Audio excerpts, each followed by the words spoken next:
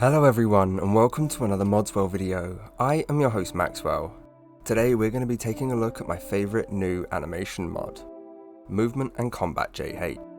This mod came out just before I released my Dark Souls / Elden Ring order, and I tried it for about 20 minutes before knowing this is the mod I want to use now.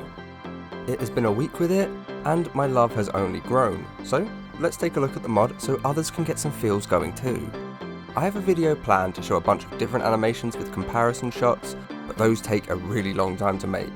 Today, I'm going to be showing off the different animations in this file.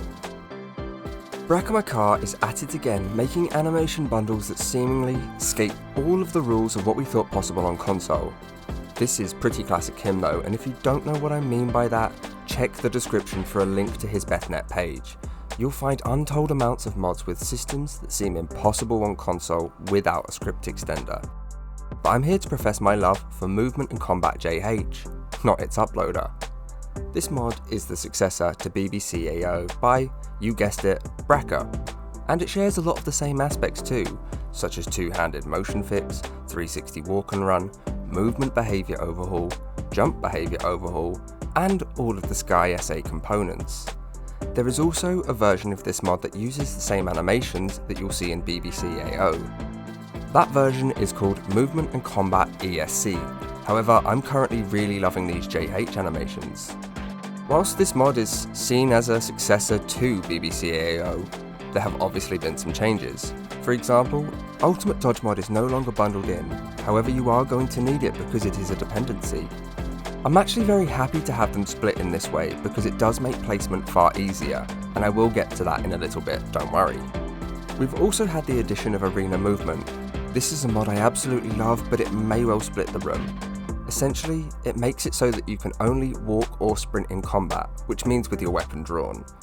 The default movement seems to be a pretty swift jog, which is just definitely easier to run with, but it made the game too easy. Being able to reposition yourself for an advantage with no real consequence. This mod is definitely going to feel like a nerf to character movement to some people, but I'm actually here to tell you that this part isn't all doom and gloom. The slow movement coupled with newer movement behaviours has meant that the camera is so much easier to track with. It couldn't be easier to follow their motion for a few reasons. 1, you move slower. 2, and probably more obviously, they move slower.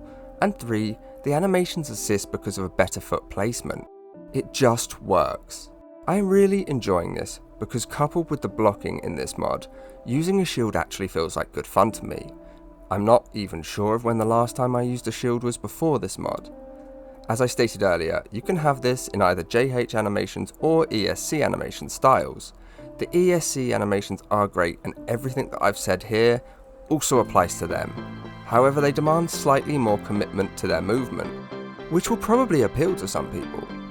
They're also slightly more brutal in style, but they're less precise and fluid feeling, so I'm currently standing by JH.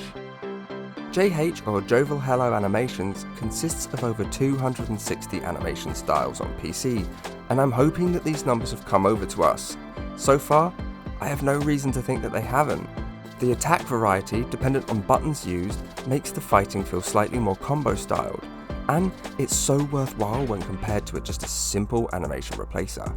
The variety means you get different looking fights for the most part. Don't get me wrong, I am something of a button masher at the best of times, but I have found a few combos that I think are extremely effective for either damage output or staggering, which hilariously has had its own animations changed by JH. Seriously, recoil animations, which for the life of me, I cannot think of an example of on Xbox. If you know of one, do leave a comment with it. Beyond recoil, we also get additions and changes to combat idols, idle turns, equips, blocks, normal and power block bashes, block hits. We get 2 walking options, 2 running options, and sprints. Another reason for why shields feel so great with this bundle is the animations given to them, and the little more noticeable quirks in those animations. For example, blocking and aiming at an archer actually has an effect more consistently, and you'll see the character kind of absorb the damage in a sense. Each weapon is granted multiple different animations. I will use swords as an example again. They get 3 unique normal attacks and 1 duplicate attack. They also get 3 unique power attacks and 2 duplicate power attacks. Duplicates in this instance means slightly edited attacks. These kind of edits can be seen across the board and even include dual wielding and unarmed animations. In fact, the only parts of combat this mod doesn't deal with is archery and magic, where quite simply I suggest using new animations for magic casting SSE for your spells, but personally I actually keep my archery basically vanilla, with maybe a change to arrow placement being the most that I do, so belt fasten quivers might suit your needs. Back to the animations they do cover.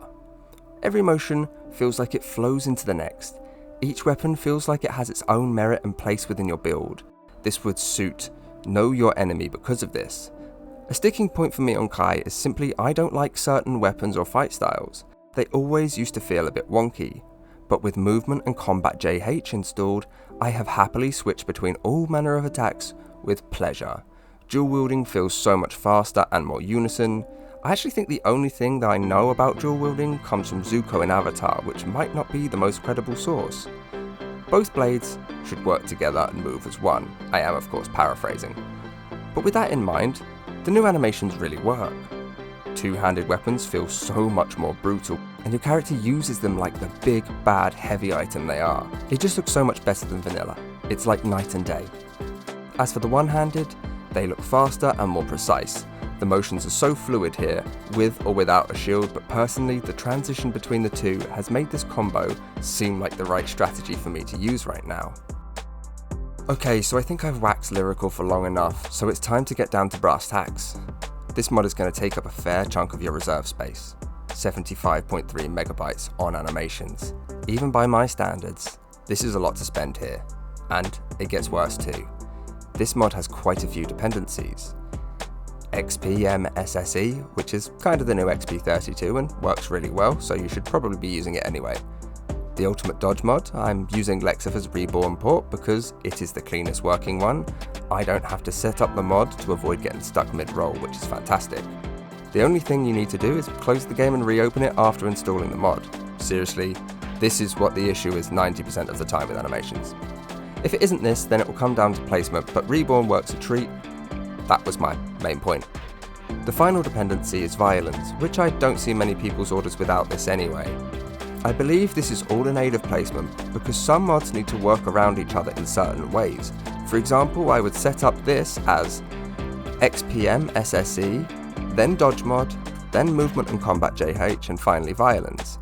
If you use my LLO, then this setup seems to suit perfectly. The only time you might want to make changes is to lower Movement and Combat JH as well as Violens under anything with Valraven, which includes Not Your Father's Skyrim. In this instance, you would want to run it XPM SSE, Dodge mod, Valraven or Not Your Father's Skyrim, Movement and Combat JH, then Violens. If you don't use my order, just make sure that anything including Nord War UA assets are lower than Ultimate Dodge mod, or you will lose certain textures. Mod placement's just so much fun and not confusing at all. On that I'm going to call it though. I really can't support this mod enough. I have felt nothing like it, and really think a lot of people will get the same experience that I have out of it. I've left a link to this mod for Xbox, which is the only place it's available. I have, however, linked all of the PC mods in the description that you could put together to make this bundle. I highly advise checking out the authors as well as Bracker to see if you can change your game up how you want to see it. And if this video has been helpful, I would really appreciate you checking out some of the other ones I have, including game overhauls, load orders, mod reviews and top 5s. There's really something for everyone. Well, everyone who loves Skyrim and modding at least. I would also love to see you all over in the Discord server, which is constantly growing and changing. It's a great place to make some friends and get some help. There are some lovely buttons under the video that really help me out. Likes, comments and subscriptions are the only effective counter against the plague that is YouTube's algorithm. And to anyone who's made it this far, thank you. That's really great, and it actually helps probably more than the above things. You can come back whenever you want. Next week maybe. I'll see you then.